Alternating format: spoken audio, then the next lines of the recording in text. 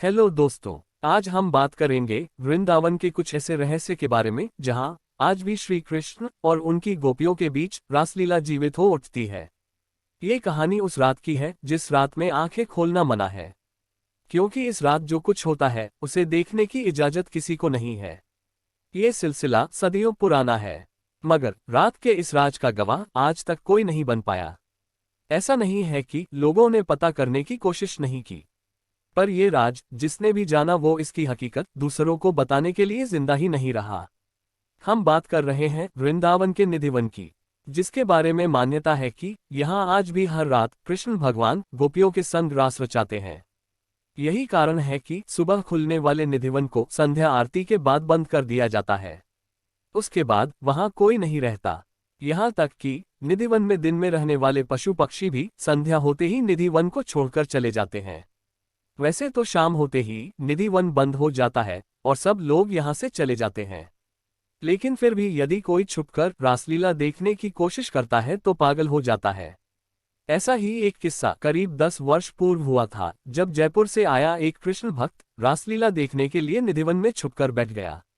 जब सुबह निधिवन के गेट खुले तो वह बेहोश अवस्था में मिला। उसका मानसिक संतुलन बिगड़ चुका था। ऐसे कई किस्से यहाँ के लोग बताते हैं। निधिवन के अंदर ही है रंग महल, जिसके बारे में मान्यता है कि रोज रात यहाँ पर राधा और कृष्ण आते हैं। रंग महल में राधा और कृष्ण के लिए रखे गए चंदन के पलंग को शाम 7 बजे से पहले सजा दिया जाता है। पलंग के पास में एक लोटा पानी, राधा जी के श्रृंगार का सामान और दातुन संग पान रख दिया जाता है। सुबह 5 बजे जब रंग महल का पट खुलता है तो बिस्तर अस्त व्यस्त, लोटा पानी से खाली, दातुन को चली हुई और पान खाया हुआ मिलता है। रंग महल में भक्त केवल श्रृंगार का सामान ही चढ़ाते हैं और प्रसाद स्वरूप उन्हें भी श्रृंगार का ही सामान मिलता है। सबसे आश्चर्य की बात यह है कि यहाँ प्रतिदिन माखन मिश्री का प्रसाद चढ़ाया जाता है और जो बच जाता है उसे मंदिर में ही रख दिया जाता है, लेकिन सुबह तक वह प्रसाद भी समाप्त हो जाता है। आखिर कौन खा जाता होगा वह प्रसाद? रात में यहाँ कोई भी नहीं रुकता है। स्थानीय लोगों के अनुसार ऐसा बरसों से होता आ रहा है। कुछ लोग इसे अंधविश्वास मानते हैं और कुछ लोग इसे श्री कृष्ण का चमत्कार। निधि वन की एक अन्य खासियत यहाँ के तुलसी के पेड़ हैं।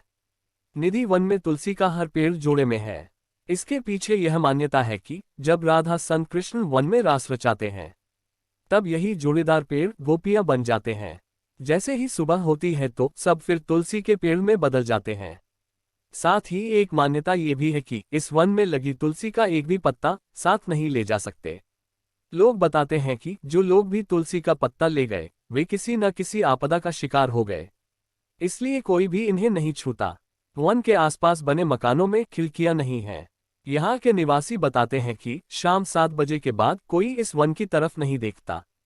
जिन लोगों ने देखने का प्रयास किया या तो अंधे हो गए या फिर उनके ऊपर दैवीय आपदा आ गई।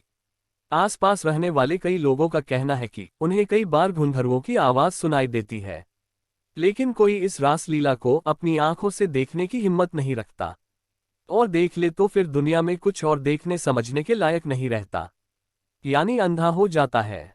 इसलिए अब निधिवन के दरवाजे शाम 7 बजे बंद कर दिया जाते हैं। मंदिर के परिसर में उगने वाले पेड़ और निधिवन में उगने वाले पेड़ भी अजीब है।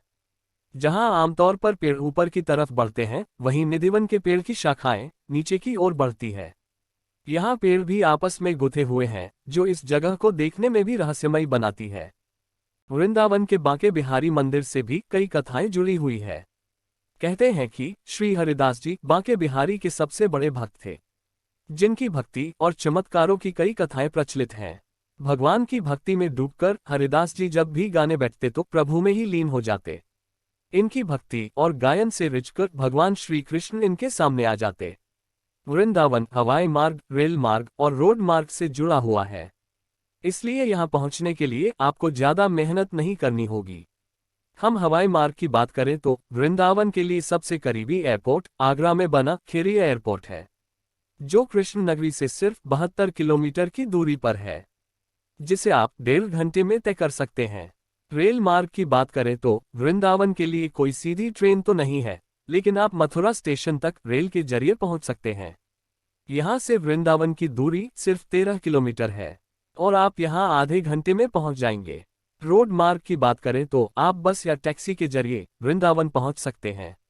अगर दिल्ली से आ रहे हैं तो आपको 182 किलोमीटर का सफर तय करना होगा, जिसके लिए राज्य परिवहन और प्राइवेट दोनों तरह की बसें आपको रोजाना मिल जाएंगी और आप ये सफर 3.5 घंटे में पूरा कर लेंगे। ये थे वृंदावन से जुड़े कुछ रहस्य।